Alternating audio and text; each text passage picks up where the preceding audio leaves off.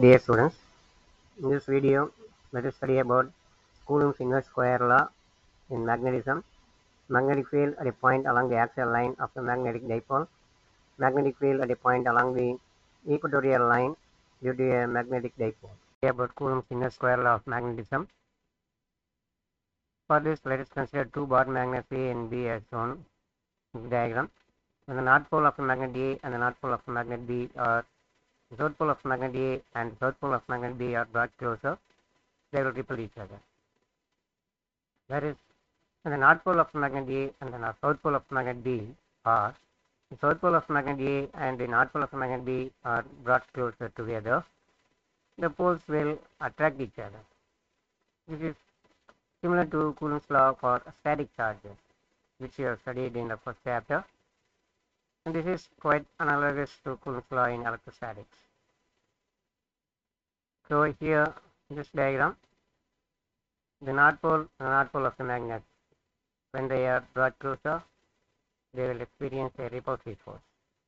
Whereas in this diagram, when the opposite poles are brought closer, they will experience an attractive force.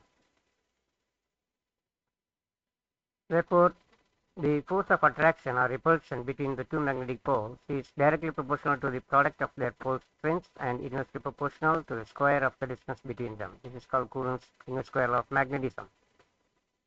This can be written mathematically as F directly proportional to QMA, QMB by R square into R unit vector, where QMA and QMB are the pole strengths of two poles and R is the distance between the two magnetic poles.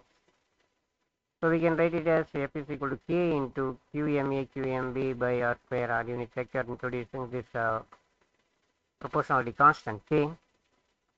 And in magnitude, this can be written as F is equal to K into QMA, QMB by R square. The value of this proportionality constant will depend upon the surrounding medium, and in SI units, the value of K for free space is given by K equal to mu naught by 4 pi, and that's equal to 10 power minus 7 Henry per meter, where this mu naught is called the permeability of free space. That may be air or vacuum, and the letter H stands for Henry. So in these two bar magnets will get attracted if they are facing opposite poles. Then we are going to study about the magnetic field at a point along the axial line of the magnetic dipole, thus due to a bar magnet. For this, let us consider a bar magnet in S as shown in the diagram. Let N be the north pole, S be the south pole of the bar magnet. Having pole strength Qm and they are separated by a distance of 2L. The magnetic field at the point C, which lies along the axis of the magnet, is given by this expression, that is at a distance r from the geometric center O of the bar magnet. By keeping unit north pole Qm, it should be equal to 1 ampere meter at C, like this. This is a bar magnet, and we are considering unit north pole. So the magnetic field at P due to the north pole is given by Bn equal to mu naught by 4 pi Qm by r minus L the whole square I unit vector, where this r minus L is the distance between the north pole of the bar magnet and unit north pole at C.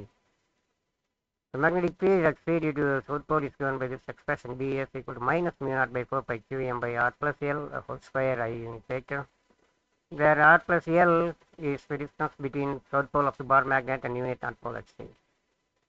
The net magnetic field due to the magnetic dipole at the point C is given by the sum of these two factors, thus B equal to Bn plus Bs.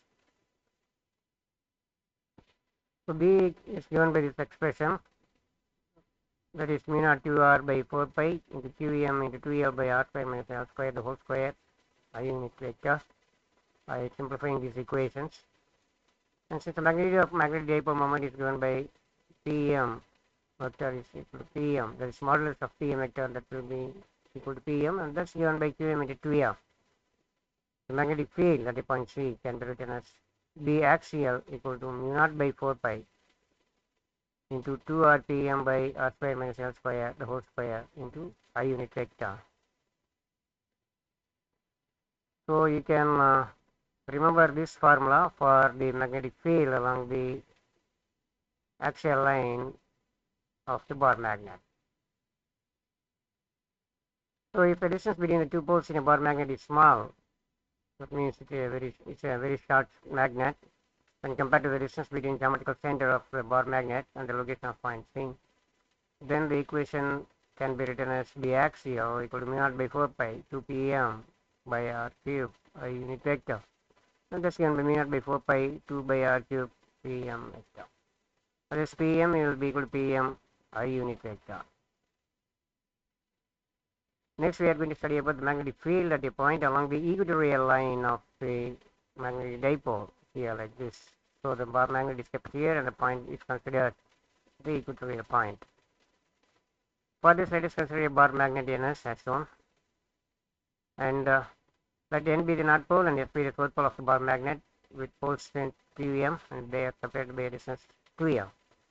The magnetic field at the point C, which is at a distance r from the geometrical center O of the bar magnet, that means the point lies along the equatorial line.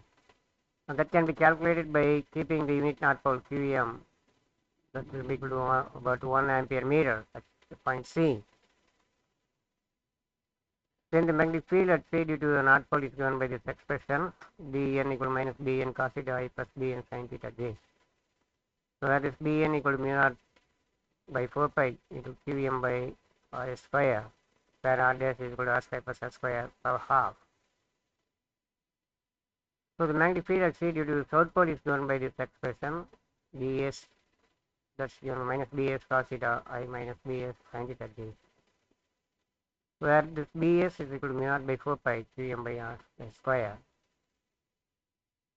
From these two equations 3.15 and 3.16, the net magnetic field at the point C due to the dipole is given by the sum of these two factors. The expression can be written as b equal to minus 2 mu naught by 4 pi qm by r square plus r square cos theta I unit vector. In right angle triangle NOC as shown, cos theta can be written as 1 by r square plus r square per half. So substituting the value of this 1 by r dash, you can get the expression for b that's given by minus mu naught by 4 pi qm into L by r square plus r square power 3 by 2 I unit vector. Since the magnitude of the magnetic dipole moment is given by Pm, the smallest of Pm vector, that's equal to Pm, that's equal to Qm into 2L. Substituting in the equation 3.19, the magnetic field at the point C is given by d equatorial equal to minus mu naught by 4 pi Pm by r square plus r square power 3 by 2 I unit vector. And if the distance between two poles in a bar magnet is small, when compared to the distance between the geometrical center O of the bar magnet and the location of the point C, then we will have r square plus r square power 3 by 2 equal to r cube. So using the equation 3.21 in the equation 3.20, we get d equal to minus mu naught by 4 pi Pm by r cube into I unit vector. As Pm unit vector is equal to Pm vector, the magnetic field at the equatorial point is given by this expression d equatorial vector equal to minus mu naught by 4 pi Pm vector by r cube. Here we should note that the magnitude of d axial is twice the rough magnitude of d equatorial, and the direction of d axial and d equatorial are opposites. I am Coulomb. Now I am going to say about Coulomb's inverse square law in magnetism. The force of attraction or repulsion between two magnetic poles is directly proportional to the product of their pole strengths and inversely proportional to the square of the distance between them.